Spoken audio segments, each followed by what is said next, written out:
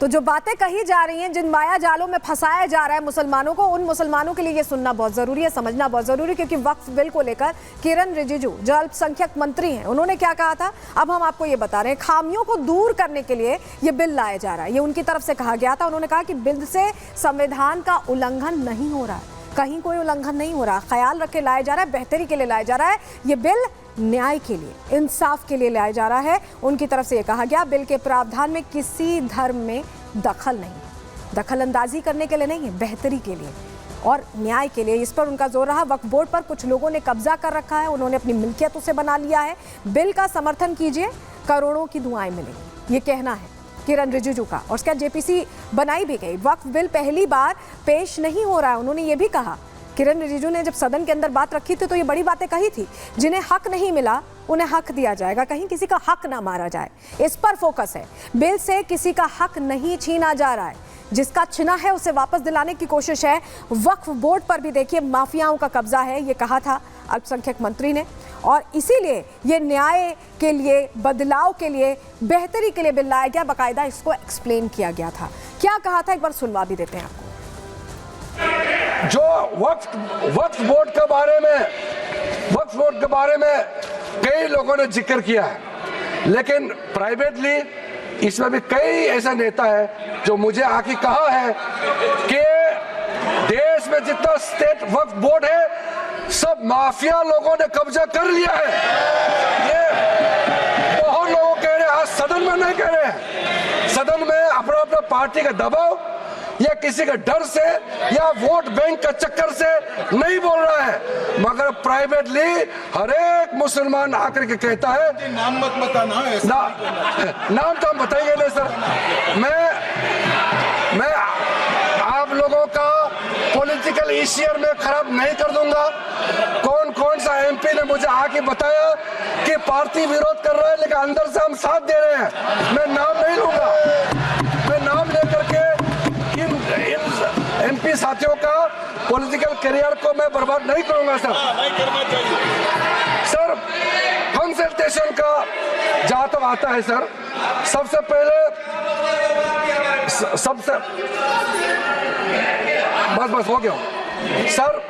Consultation हमने कई layers में कंसल्टेशन किया है, ऑफिशियल लेवल में, पॉलिटिकल लेवल में, स्टेट गवर्नमेंट का रिप्रेजेंटेटिव से और इंडिविजुअल लेवल में बहुत वाइड कंसल्टेशन देश भर में हम लोगों ने किया है सर। तो देश के बाहर बैठे जिहादी और देश में रहने वाले सियासतदान फेक नैरेटिव क्रिएट करने की कोशिश कर रहे हैं, झूठ के माया जाल में मुसलमानों को फंसाने की कोशिश कर रहे हैं। लेकिन यहाँ का मुसलमान, भारत का मुसलमान समझदार है, ऐसे फंसने वाला नहीं। रिपोर्ट देखिए। याद रखिए, ये बिल अगर पास हो गया तो हमारी मस्जिदें छिन जाएंगी, मदारिस छिन जाएंगे, कब्रिस्तान छिन जाएंगे। एक मस्जिद को हमने खो दिया, खुदा ना खास्ता कानून बनेगा तो सिर्फ काशी मथुरा नहीं, कोई मस्जिद नहीं बचेगी भारत में जो झगड़े शुरू हो जाएंगे।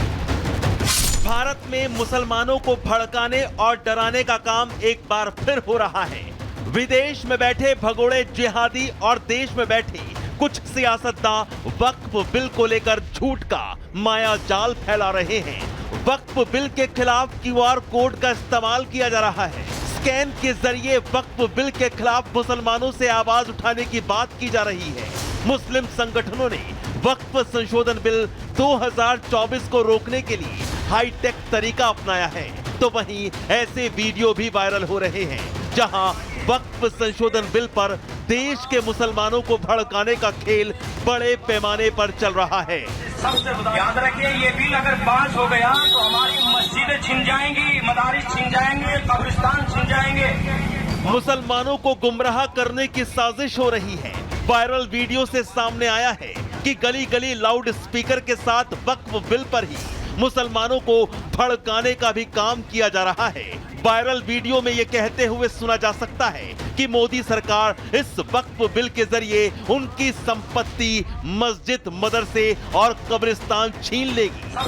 याद रखिए, ये बिल अगर पास हो गया तो हमारी मस्जिदें छिन जाएंगी, मदारिस छिन जाएंगे, कब्रिस्तान छिन जाएंगे और वक्फ बोर्ड की लाखों की तादाद में जो प्रॉपर्टी है वो सब छिन जाएगी। वायरल वीडियो के जरिए मुसलमानों के बीच जाकर भड़काने और उकसाने, भ्रम पैदा करने की कोशिश देश से लेकर विदेश तक हो रही है, जिसमें भगोड़ा आतंकी और जिहादी जाकिर नाइक भी शामिल हैं।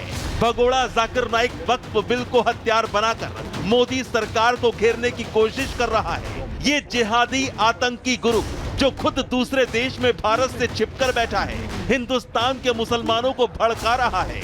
भगोड़ा जाकिर नाइक कह रहा है कि मुसलमानों वक्फ बिल का विरोध करो, वरना तुमसे तुम्हारी मस्जिदें छीन ली जाएंगी, तुम्हारे मदरसों पर कब्जा हो जाएगा।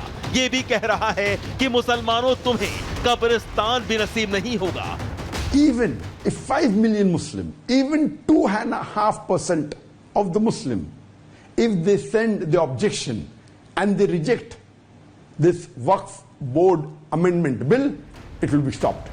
लेकिन मुसलमानों को गुमराह करने की साजिश के खेल में AIMIM अध्यक्ष असदुद्दीन ओवैसी भी सबसे आगे नजर आ रहे हैं। AIMIM चीफ असदुद्दीन ओवैसी कह रहे हैं कि जो वक्फ बिल लाया गया है उसका मकसद एक ही है कि मुसलमानों से उनकी प्रॉपर्टी को छीन लेना, जबकि वक्फ संशोधन बिल पर बनी जेपीसी के सदस्य खुद असदुद्दीन ओवैसी भी हैं।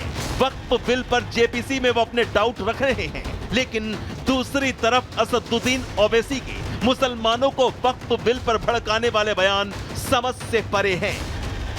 एक मस्जिद को हमने खो दिया, खुदा ना खास्ता कानून बनेगा तो सिर्फ काशी मथुरा नहीं, कोई मस्जिद नहीं बचेगी भारत में जो झगड़े शुरू हो जाएंगे। आखिर देश से विदेश तक वक्फ बिल पर चल क्या रहा है और मुसलमानों को भड़काने की साजिश क्यों की जा रही है, जबकि मोदी सरकार लगातार कहती आ रही है कि वक्फ संशोधन बिल मुसलमानों के हित में है। Bureau report, Republic Bharat. तो भड़काने की साजिश तो खुलेआम चल रही है, लेकिन सवाल ये खड़ा होता है कि आखिर नए कानून की जरूरत क्यों है। वक्फ के पास देखिए बेहिसाब ताकत, हम यूं ही नहीं कह रहे हैं, आपको समझाते हैं। जिसे चाहे अपनी संपत्ति घोषित कर सकता है वक्फ, और उसकी कोई सुनवाई नहीं होती। वक्फ को अपनी संपत्ति साबित करने की जरूरत ही नहीं है, दावेदारों को ही अपनी संपत्ति साबित करनी होगी। यानी अगर आपकी संपत्ति पर वक्फ ने कह दिया कि उसकी संपत्ति है, तो वक्फ को कुछ प्रूव नहीं करना, आपको प्रूव करना है कि वो आपकी संपत्ति, और अगर आप नहीं कर पाए तो मामला गया। वक्फ के खिलाफ कोर्ट में भी अपील नहीं हो सकती। अगर आपकी संपत्ति हथियाने की कोशिश हो रही है और आप सोचें कि चलिए अब कोर्ट का रुख कर लेते हैं, तो वो भी ऑप्शन आपके पास नहीं है। शिकायत सिर्फ वक्फ बोर्ड में ही की जा सकती है, यानी जिन्होंने ली है संपत्ति, आप उन्हीं से शिकायत करेंगे, उन्हीं के सामने अपनी बात रखेंगे, उन्हीं के सामने अपने पेपर्स रखेंगे, और अगर उन्होंने कह दिया कि उनकी है तो आप कुछ नहीं कर सकते, कोर्ट भी नहीं जा सकते, कहीं कुछ नहीं कर सकते। वक्फ के फैसले को भी कोर्ट में चुनौती नहीं दे सकते हैं। मान लीजिए उन्होंने कह दिया कि उन्हीं की संपत्ति है, फिर आप कुछ नहीं कर सकते, क्योंकि आप कोर्ट भी नहीं जा सकते। उन्होंने जो कहा है वो फाइनल है। फैसले को वक्फ ट्रिब्यूनल में ही चुनौती दे सकते हैं, और वक्फ ट्रिब्यूनल क्या फैसला लेता है वो आखिरी फैसला है। तो ऐसे में आप समझिए ये मनमानी है, और इसी मनमानी को रोकने की कोशिश जब हो रही है तो दिक्कत हो रही है। और उस दिक्कत की वजह से ही इस तरह के बयान एक बार नहीं बार बार जब भी बदलाव की जरूरत होती है या बदलाव किया जाता है तो सामने आते हैं, और अभी भी इसीलिए इस तरह के बयान आ रहे हैं। और ये